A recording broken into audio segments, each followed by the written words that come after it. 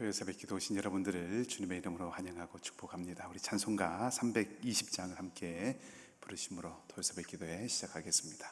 320장 찬송입니다.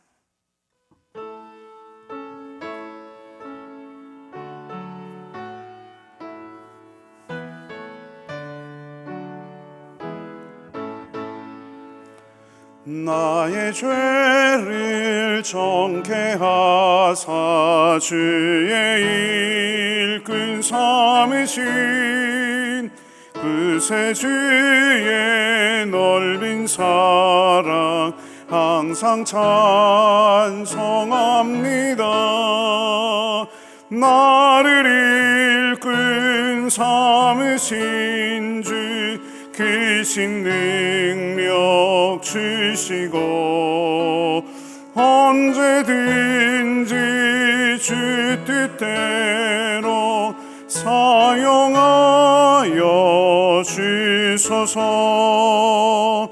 내게 주어 주시려고 은혜에 예비하신 주의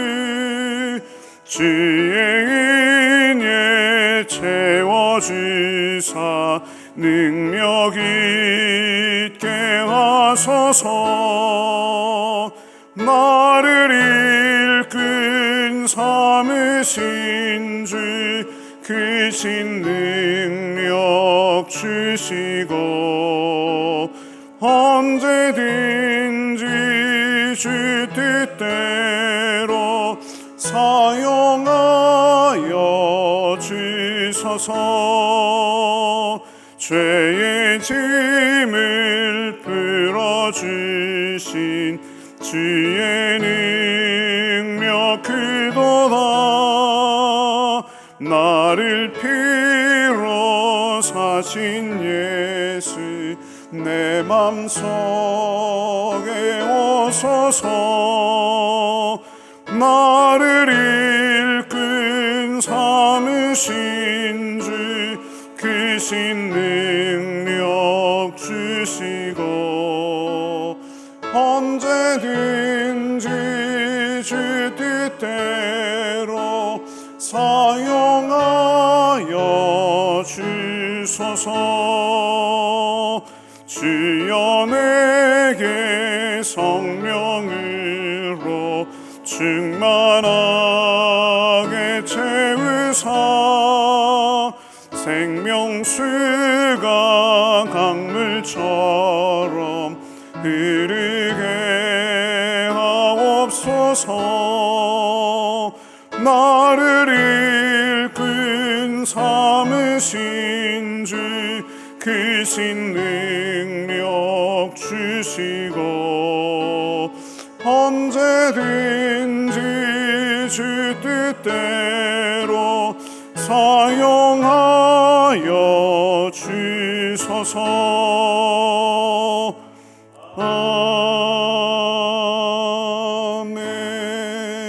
아멘.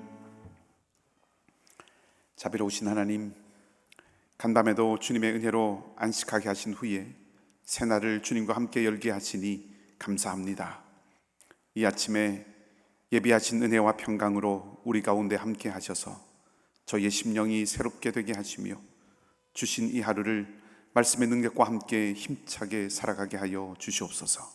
하나님, 그러나 우리 중에 어떤 이들은 간밤을 뒤척이고 깊은 시름과 연약한 몸으로 아파하기도 하였습니다.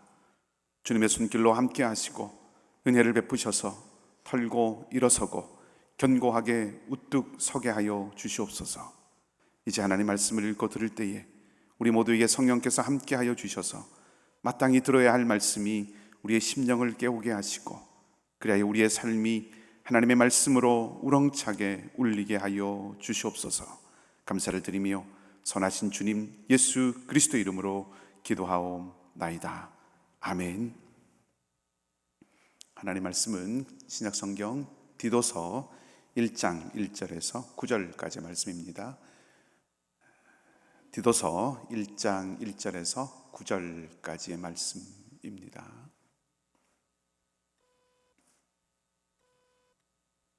말씀을 우리가 한 절씩 교독하도록 하겠습니다. 제가 먼저 읽겠습니다. 디도서 1장 1절에서 9절까지입니다. 마지막 9절은 함께 읽겠습니다. 하나님의 종이요 예수 그리스도의 사도인 나 바울이 사도 된 것은 하나님이 택하신 자들의 믿음과 경건함에 속한 진리의 지식과 영생의 소망을 위함이라. 이 영생은 거짓이 없으신 하나님이 영원 전부터 약속하신 것인데 자기 때에 자기의 말씀을 전도로 나타내셨으니 이 전도는 우리 구주 하나님이 명하신 대로 내게 맡기신 것이라. 같은 믿음을 따라 나의 참 아들 된 디도에게 편지하노니 하나님 아버지와 그리스도 예수 우리 구주로부터 은혜와 평강이 내게 있을지어다. 내가 너를 그레데에 남겨둔 이유는 남은 일을 정리하고 내가 명한 대로 각 성에 장로들을 세우게 하려 함이니 책망할 것이 없고 한 아내의 남편이며 방탕하다는 비난을 받거나 불순종하는 일이 없는 믿는 자녀를 둔 자라야 할지니라. 감독은 하나님의 청지기로서 책망할 것이 없고 제 고집대로 하지 아니하며 급히 분내지 아니하며 술을 즐기지 아니하며 구타하지 아니하며 더러운 이득을 탐하지 아니하며 오직 나그네를 대접하며 선행을 좋아하며 신중하며 의로우며 거룩하며 절제하며 함께 읽겠습니다. 믿은 말씀의 가르침을 그대로 지켜야 하리니 이는 능히 바른 교훈으로 권면하고 거슬러 말하는 자들을 책망하게 하려 함이라. 아멘. 선하신 주님의 평강이 여러분 모두와 함께 하시기를 빕니다.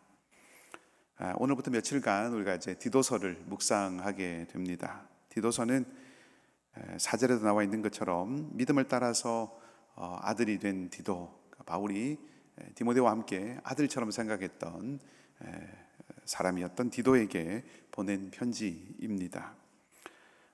디도서를 쓴 목적은 바울이 그레데 섬 사역을 이 디도에게 넘겨주면서 미처 마무리하지 못한 여러 문제들을 잘 해결하도록 당부하기 위해서 이 편지를 썼습니다. 이 편지의 핵심에는, 디도서의 핵심에는 두 가지가 있습니다.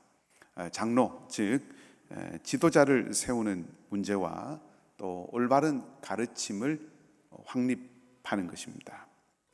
사람을 세우는 것과 복음의 가르침을 확립하는 것, 이것은 때려야 뗄 수 없고 또 공동체를 건강하게 세워가는데 핵심적인 것들이죠.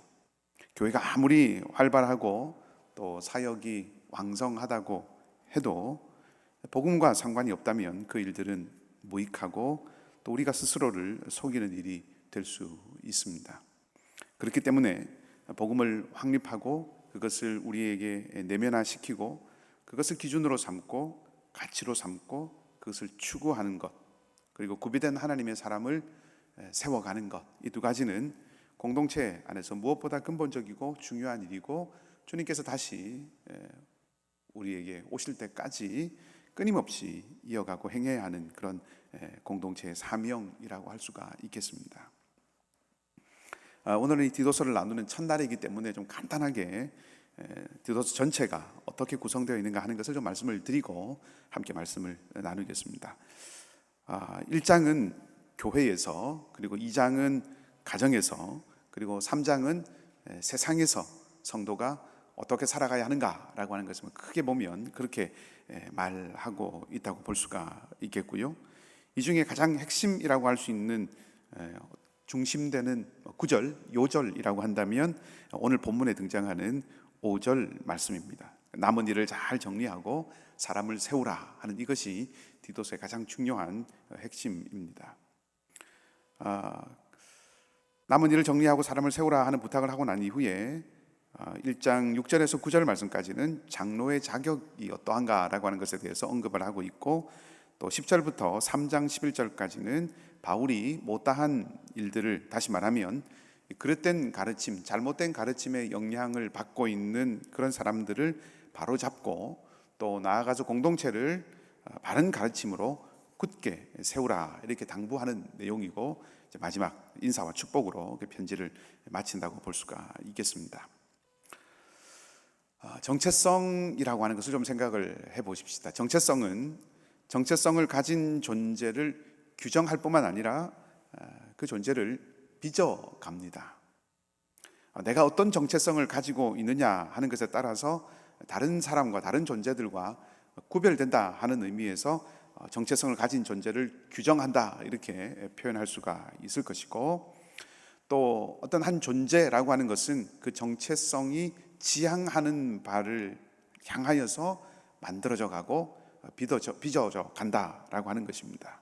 그러니까 얼마나 그 정체성에 대한 생각, 그 의식이 강하냐 하는 것에 따라서 이런 특징, 정체성이 지향하는 모습들을 이루어가는 특징이 더 많이 나타나겠죠.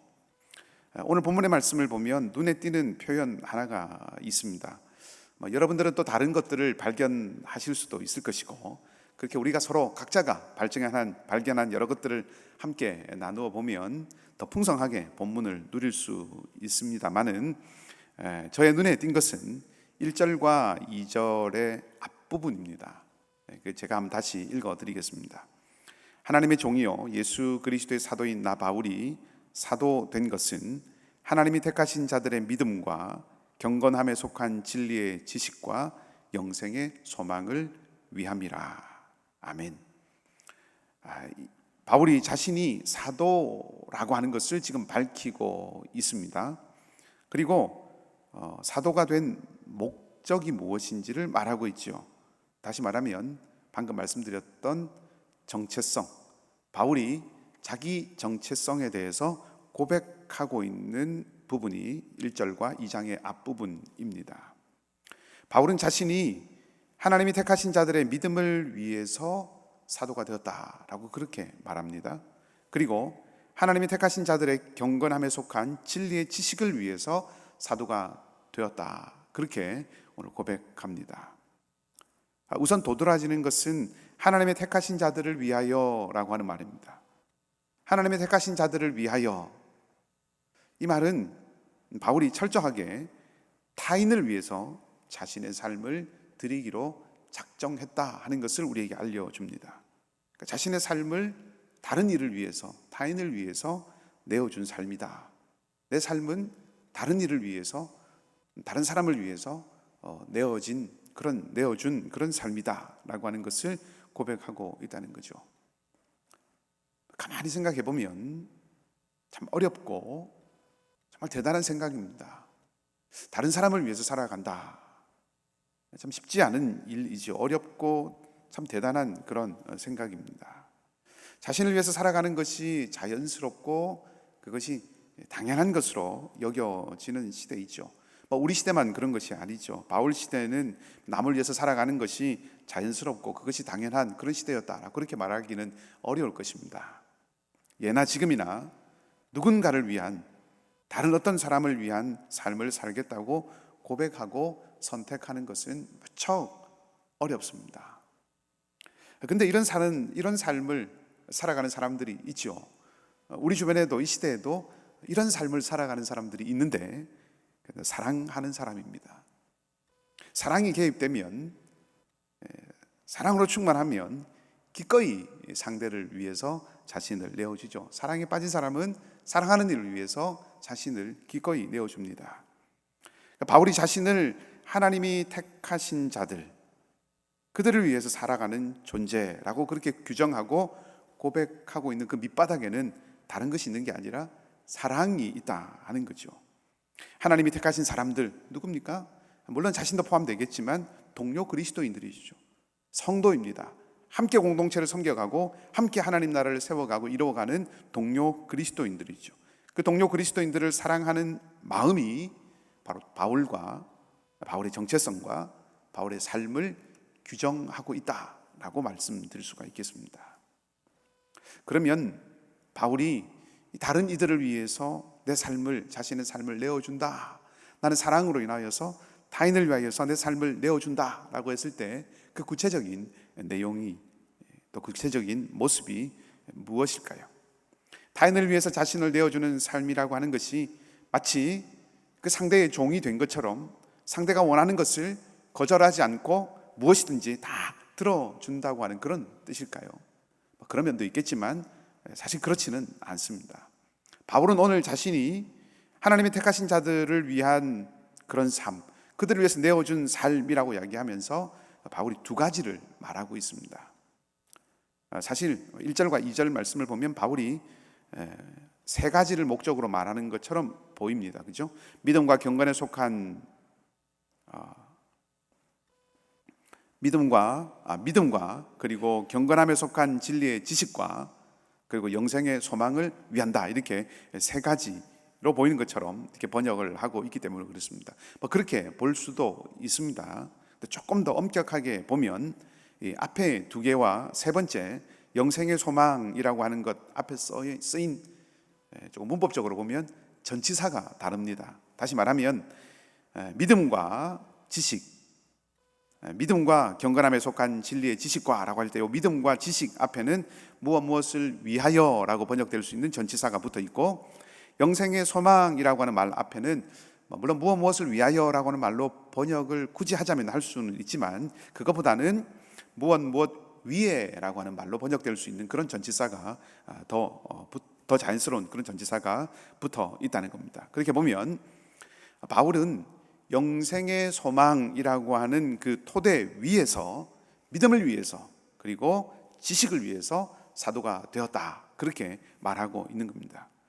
물론 일부에서는 또 우리말 성경도 그렇게 영생의 소망을 위하여라고 이렇게 번역을 하고 있기는 합니다만은 저는 바울이 두 가지를 말한다고 하는 그 해석을 따르고 싶습니다. 설명이 조금 길었는데 다시 본문으로 돌아오면 결국 바울이 말하는 두 가지는 하나님이 택하신 자들의 믿음을 위해서 내가 살아간다, 또 그리고 경건에 속한 진리의 지식을 위해서 내가 내 자신을 다른 이들을 위해서 내어준다라고 말합니다. 그것을 위해서 애쓰는 것, 믿음과 지식을 위해서 애쓰는 것이 성도들을 위해서 자신을 내어주는 일이라고 하는 것입니다. 상대가 원하는 것을 다 들어주는 그런 종처럼, 노예처럼 살아가는 삶이 아니라 성도들의 믿음과 성도들의 바른 지식을 위해서 자신을 내어주는 것, 자신을 드리는 것, 그것이 다른 일을 위해서 자신의 삶을 내어주는 삶이다라고 말하는 거죠. 바꿔 말하면 하나님께서 내게 주신 은사, 하나님께서 내게 주신 선물, 그것으로 이웃을 섬기는 삶입니다. 최선을 다해서 내게 허락하신 선물을 활용하는 것이죠.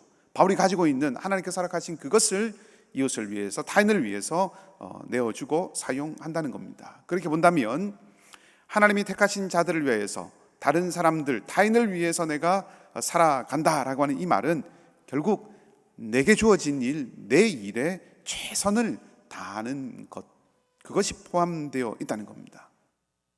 우리 각자에게 적용을 시켜보면 저의 경우에는 그러겠죠.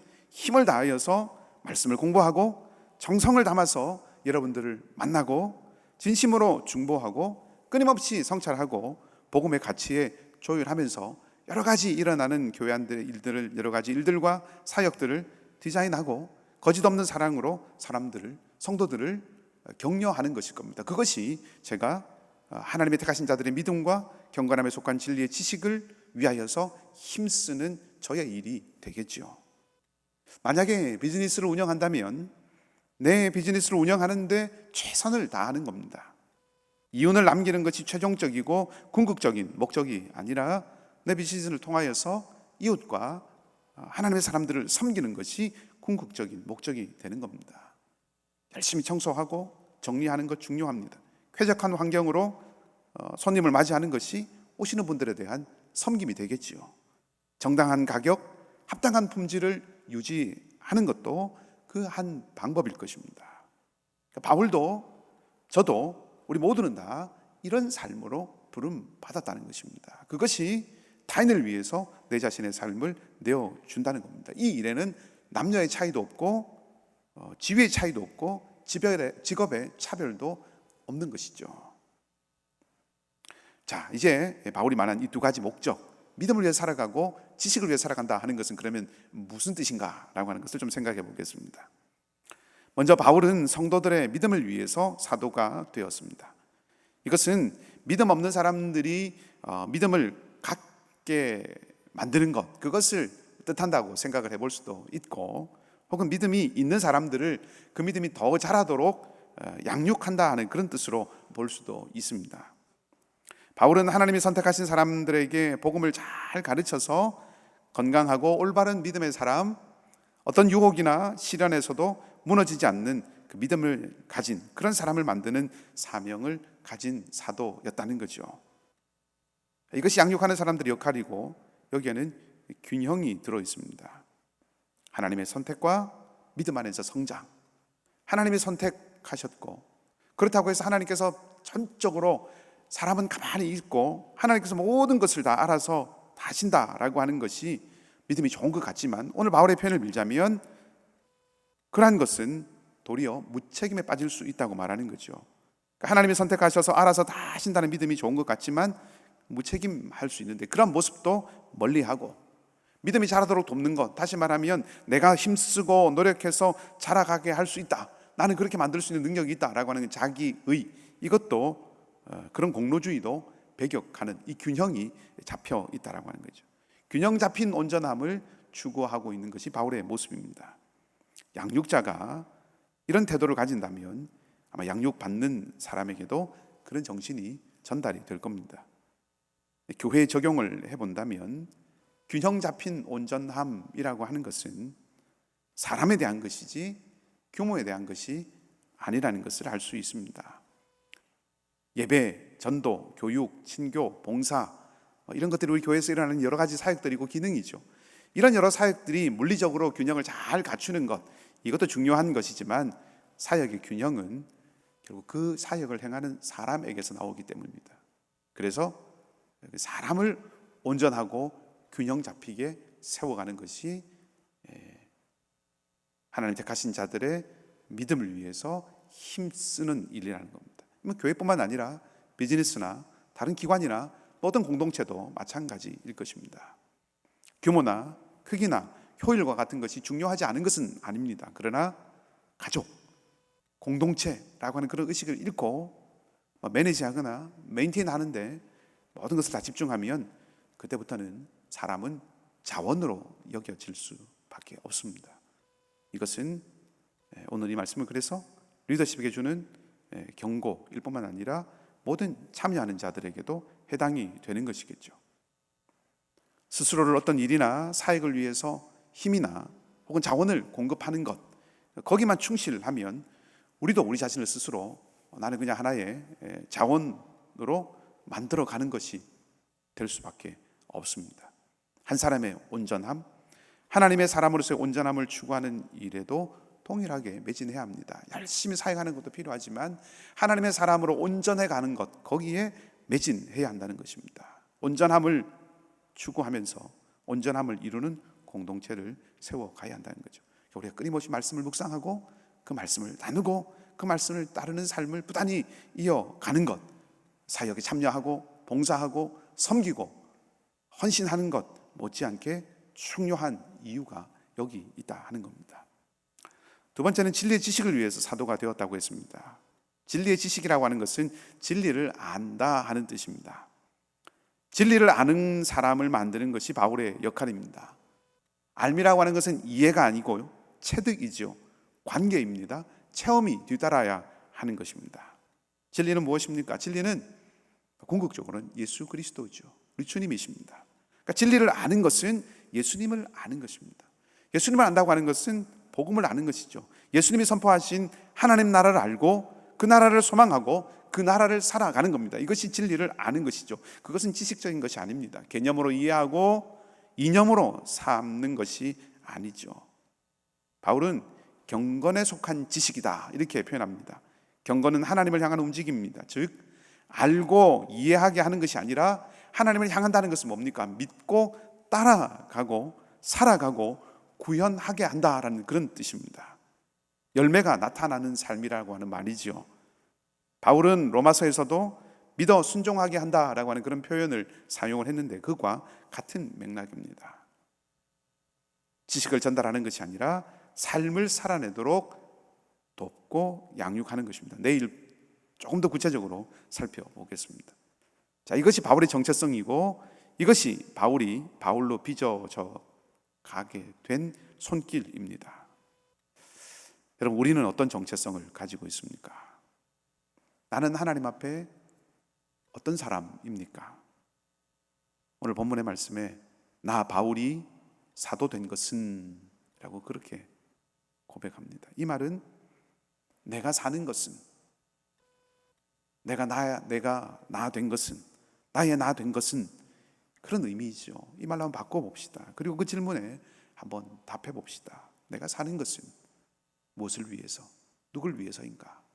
내가 나 된 것은 무엇을 위해서이고 누구를 위해서인가? 제가 좋아하는 시 가운데 윤동주 시인의 길이라고 하는 시가 있습니다. 그 시의 가장 마지막 부분에는 이렇게 되어 있습니다. 내가 사는 것은 다만 이런 것을 찾는 까닭입니다. 내가 사는 것은 다만 이런 것을 찾는 까닭입니다. 그렇게 되어 있습니다. 물론 그 윤동주 시인은 암울한 조국, 그것이 잃어버린 거죠. 암울한 조국의 현실을 아파하면서 시를 노래했지만, 우리도 만일 잊은 것이 있다면, 또 이런 것이 있다면 오늘 그것을 한번 찾아보십시다. 하나님께서 부르시고 하나님께서 주신 정체성, 내가 사는 것은, 나 바울이 사도 된 것은, 내가 나 된 것은 이라고 하는 그 질문 앞에 우리를 세우고, 그래서 그것을 잊어버렸다면, 잃어버렸다면 그것을 회복하고 더욱 분명하게 하고 그 잃은 것을 찾는 하루가 되기를 소망합니다. 이 여정에 하나님의 은혜가 여러분에게 더욱 풍성하게 넘치기를 주님의 이름으로 축복합니다. 함께 기도하십시다. 말씀을 기억하고 기도하기 원합니다. 바울은 오늘 하나님의 택하신 자들의 믿음을 위하여서, 경건함에 속한 진리의 지식을 위하여서 나는 사도가 되었다 라고 그렇게 분명하게 자신이 사도된 이유와 목적, 자신의 정체성을 분명하게 알고 고백하고 있습니다. 하나님, 우리도, 나도 그리스도 안에서 합당한 나의 정체성을 알고 지키고 그렇게 살아가는 삶이 되게 하시고, 하나님, 바로 우리 공동체가 그렇게 그리스도 안에서 합당한 모습, 합당한 정체성을 알고 지키고 이루어내는 그런 공동체가 되게 하여 주시옵소서. 그렇게 함께 기도하십시다. 또 우리 선교사님들을 위하여서, 또 특별히 어제부터 오늘 그리고 내일까지 우리 유치부, 아동부 어린아이들, 우리 자녀들의 여름 성경학교를 위하여서, 그리고 특별히 연약한 우리 믿음의 형제와 자매들을 위하여서 함께 간절한 마음으로, 또 여러분의 개인의 기도 제목들을 가지고 이 시간 함께 기도하겠습니다. 같이 기도하십시다.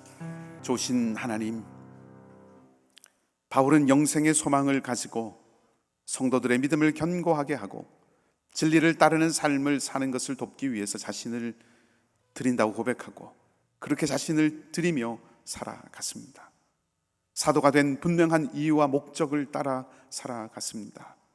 우리가 바람에 불려 다니는 겨와 같지 않고 물 위를 밀려 다니는 부처와 같지 않고, 바울의 고백처럼 부르심의 표대를 향하여 날마다 나아가는 삶이 되게 하여 주시옵소서.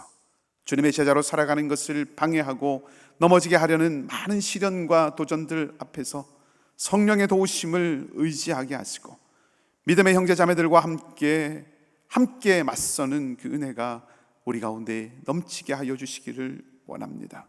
용기를 주시고 소망을 더하시고 주님의 사랑을 더욱 부어 주시옵소서. 격려하고 일으키고 북돋우는 우리가 되게 하시고 위로하고 기다리고 용납하는 주님 닮은 저희가 되게 하여 주시옵소서. 사랑하는 우리 성도들의 삶의 자리에 함께 하시고 능하신 손으로 역사하셔서 연약한 이들은 주님의 강함 안에 거하게 하시고 부족한 이들은 주님의 부요함 안에 거하게 하여 주시옵소서. 삶의 여러 가지 도전과 어려움 앞에서 간구할 때마다 주님이 지혜를 주시고 은혜를 더하여 주시고 긍휼을 베풀어 주셔서 넉넉하게 이기게 하여 주시옵소서. 육신의 약함 가운데 있는 성도들이 있습니다. 최지수 자매와 윤성선 성도님과 알렉스 강 성도님, 정현선 집사님, 이면식 집사님, 홍신득 사모님, 주님 기억하여 주시고 주님의 능하신 손으로 붙드시고 함께 하시고 오직 주님의 능력의 손 안에서, 하나님의 품 안에서 소망을 두고 회복케 하시는 주님의 은혜를 경험하게 하여 주시옵소서. 소망의 닻을 주님께 내리게 하여 주시고, 아버지 하나님 주님께서 함께 하심을 어떤 순간에도 어떤 자리에서도 결단코 잊지 않고 주님과 함께 걸어가며 주님의 품 안에 머무는 그런 귀한 아버지 하나님 침상들과 삶의 자리들이, 발걸음들이 되도록 인도하여 주시옵소서. 사랑하는 자녀들을 위해서 기도합니다. 유치부와 아동부에 하나님 여러분 성경학교가 진행되고 있습니다.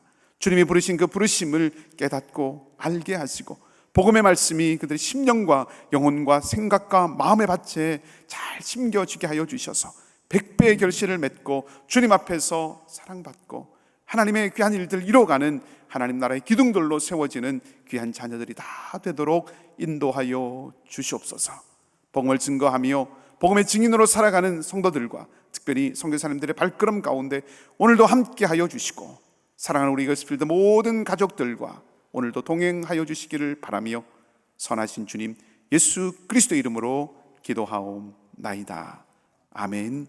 하늘에 계신 우리 아버지, 아버지의 이름을 거룩하게 하시며 아버지의 나라가 오게 하시며 아버지의 뜻이 하늘에서와 같이 땅에서도 이루어지게 하소서.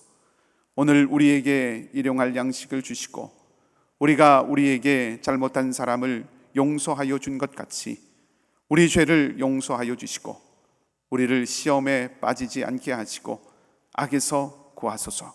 나라와 권능과 영광이 영원히 아버지의 것입니다. 아멘. 말씀을 기억하시고 기도하시고요, 오늘도 하나님을 소망으로 삼고 살아가는 복된 하루가 되시기를 주님의 이름으로 다시 한번 축복합니다.